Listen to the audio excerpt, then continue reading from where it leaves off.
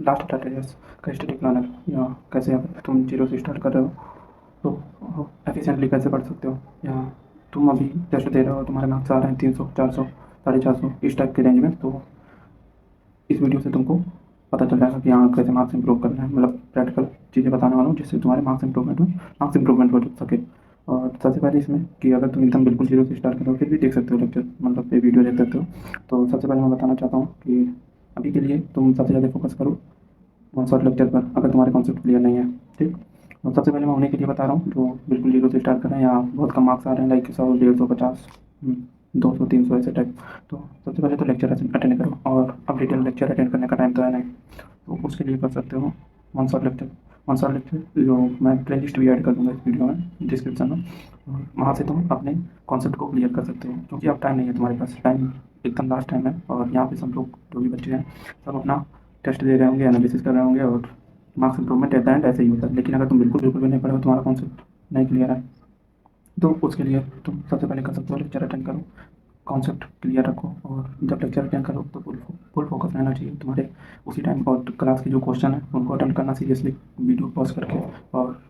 खुद से अपना दिमाग लगा कर, ये नहीं कि हाँ टीचर करवा रहा है और तुम समझ रहे हो कि ठीक है टीचर कर रहा है तो हमारा भी हो जाएगा, एग्जाम हो जाएगा। नहीं होता भाई, क्योंकि एग्जाम में जब अपने दिमाग से करना होता है तो वहाँ पे चीज़ें आ जाती हैं कि हाँ मतलब दिमाग नहीं काम करता वहाँ पे, क्योंकि तुम पैसिवली पढ़ रहे हो वहाँ पे, कि तुम्हें लगता है कि हाँ ठीक है हो जाएगा, तो वहाँ पर सेम क्वेश्चन आ गया तो ठीक कर दिया, लेकिन अगर दूसरा क्वेश्चन आ गया, दूसरे कॉन्सेप्ट पर आ गया तो तुम नहीं कर पाते। तो जैसा कि सबसे पहले मैंने बताया लेक्चर अटेंड करना, दूसरा है इंपॉर्टेंट क्वेश्चन, जो भी उस लेक्चर में इंपॉर्टेंट क्वेश्चन है फिलहाल के लिए उसको सीरियसली खुद से करना वीडियो पॉज करके, और इंपॉर्टेंट कॉन्सेप्ट पर ज़्यादा से ज़्यादा ध्यान देना। और अगर तुमको लग रहा है कि हाँ जो टीचर के अकॉर्डिंग टीचर स्लोली पढ़ा रहा है या लेक्चर ज़्यादा टाइम का है, तो उसको थोड़ा स्पीड अप करके देख सकते हो, क्योंकि अब लास्ट टाइम है, इसमें बहुत ज़्यादा दिमाग नहीं लगा सकते तुम। तो जितना कम से जितना अपने आप को कंसंट्रेट करके पढ़ पाओ और इफेक्टिवली जितना पढ़ पाओ वो ज़्यादा इंपॉर्टेंट है। तो स्पीड अप करके देख सकते हो। और अगर तुमने पहले पढ़ रखा है तो ये चीज़ों में ज़्यादा आसानी होती है, क्योंकि कोई कोई कॉन्सेप्ट होता है जहाँ पे नहीं पढ़ा है या वीक है, नहीं तो बाकी वो चैप्टर ओवरऑल अगर पता होता है तो स्पीड अप करने का समझ में आ जाता है।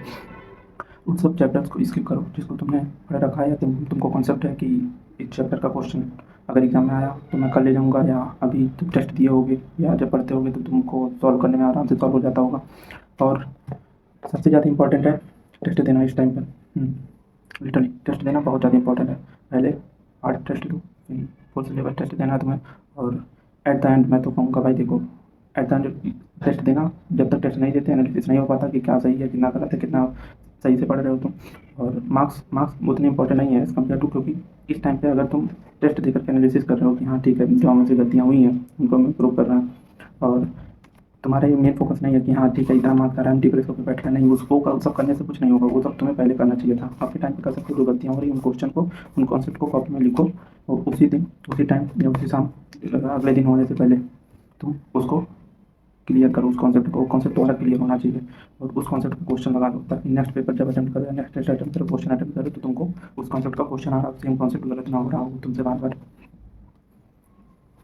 और ये चीज़ वही है कि हाँ सिलेबस तुम्हारा कंप्लीट है या नहीं कंप्लीट है, तो तुमको टेस्ट देना है, और ये चीज़ बहुत इंपॉर्टेंट है। टेस्ट देना ही होता है जो तुमको 3 मई के लिए या जब भी नीट का एग्ज़ाम हो उसके लिए प्रिपेयर करता है। और सबसे ज़्यादा इंपॉर्टेंट ये है देखो, बहुत ज़्यादा सोच के कि हाँ क्या होगा क्या नहीं होगा, दिमाग ख़राब करने का कोई मतलब नहीं है। सोचना बंद करो, दिमाग मत लगाओ, दिमाग लगाओ कॉन्सेप्ट पढ़ने में और क्वेश्चन समझने में, और इस पढ़ाई में दिमाग लगाओ। ये मत सोचो कि क्या होगा क्या नहीं होगा। ठीक, और अपना 100% एफर्ट डालो, गिव अप मत करो। एट द एंड बस यही रह जाना चाहिए कि हाँ नीट का एग्ज़ाम दे के आओ तो रिग्रेट ना रहे तुम्हें कि हाँ तुमने अपना 100% नहीं दिया, या तुम कुछ और इम्प्रूवमेंट कर सकते थे। तो इसीलिए अपना बेस्ट आउटपुट दे करके आओ, और उसके लिए यही सब स्टेप जो मैंने बताया उन सबको फॉलो करना। और उनके लिए हाँ अभी लास्ट में मैं सम अप कर देता हूँ सारे पॉइंट को, कि सबसे पहले lecture one shot lecture attend करो, और इंपॉर्टेंट क्वेश्चंस को सीरियसली सॉल्व करो खुद से, वीडियो पॉज करके इंपॉर्टेंट कॉन्सेप्ट पर ज़्यादा फोकस करो। इस वीडियो करके देखो लेक्चर, अगर तुम्हें लग रहा है कि तुमने कॉन्सेप्ट पढ़ा है या थोड़ा बहुत दिमाग में कॉन्सेप्ट पहले से है, तो उन चैप्टर्स को स्किप करो जिसमें तुम्हें कॉन्फिडेंस है तुम्हारे क्वेश्चन सही हो रहे हैं। और सबसे ज़्यादा इंपॉर्टेंट टेस्ट एनालिसिस करना ज़रूरी है, टेस्ट दो, टेस्ट एनालिसिस करो, और जो क्वेश्चन गलत हो रहे हैं उनको लास्ट में उस कॉन्सेप्ट को लिखो कि हाँ इस कॉन्सेप्ट में मेरा क्वेश्चन गलत हुआ, और उसको तुम दूसरा टेस्ट देने से पहले उसको कंप्लीट कर लो, पढ़ के कंप्लीट करो, रैप अप करो उसको। और सिलेबस पेंडिंग हो या